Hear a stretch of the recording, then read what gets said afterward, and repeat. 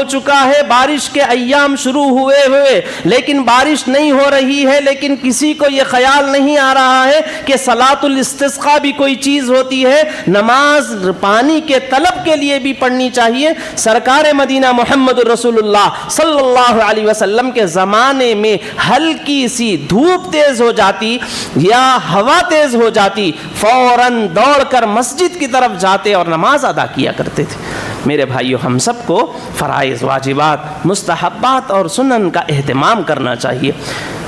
یہ بارش کے ایام چل رہے ہیں، اس وقت میں نبی علیہ الصلاۃ والسلام کا اسوہ اور طریقہ یہ ہے کہ جب کبھی مدینے میں ایسے حالات، حضور علیہ الصلاۃ والسلام کے زمانے میں ایسے کبھی حالات آتے، بارش نہیں ہوتی، تو آپ صلی اللہ علیہ وسلم سب کو لے کر جنگل میں جا کر 2 رکعات نفل ادا کیا کرتے تھے، اس کو صلاۃ الاستسقاء کہتے ہیں۔